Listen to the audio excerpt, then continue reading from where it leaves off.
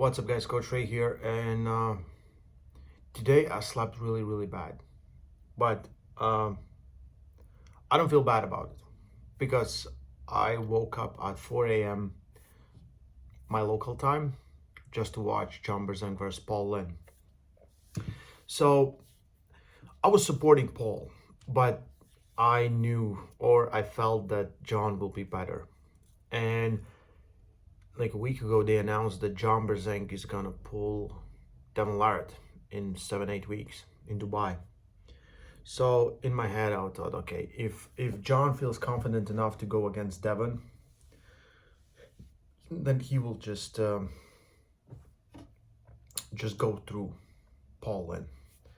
So if you haven't seen a match, spoilers ahead, but the match link is in description. You can find it there. The thing was, the first round, John pretty much had a great hand control. Paul Linn was so deep into his hand.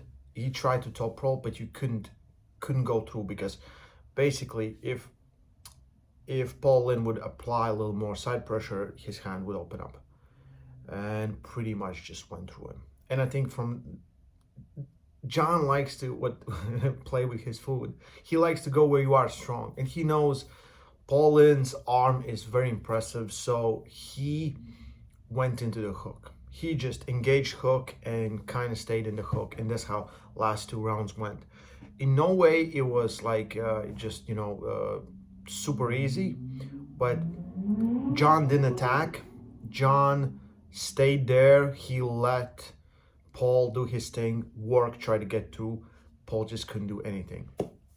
So this is one of rare occasions where we saw really focused. You look that match in between rounds, John looked super focused. He was super ready.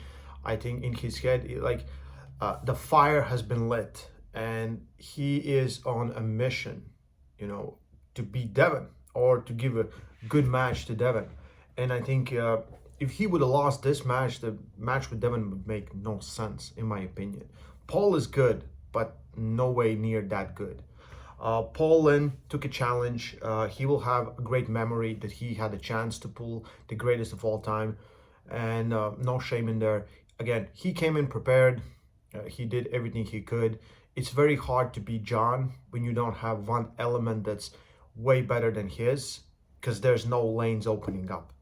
And in this match, there was no lanes opening up. There was nowhere to go for Paul to apply all his strength.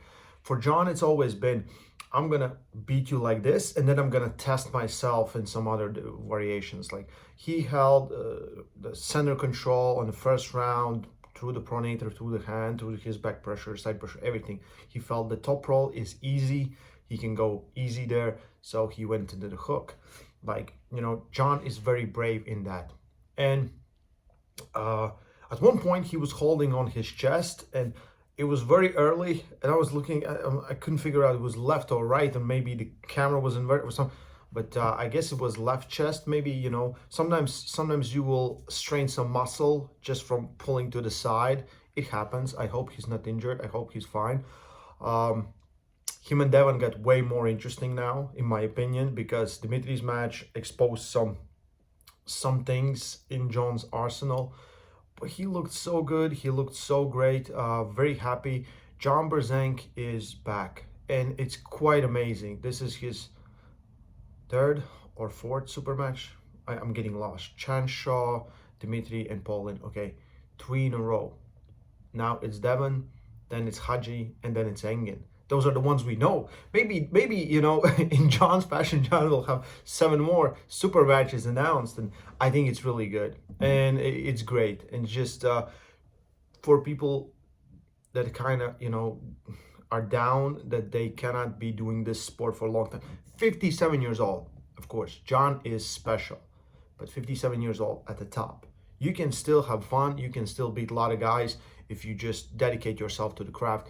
Looks like he is, like I said, the fire has been lit.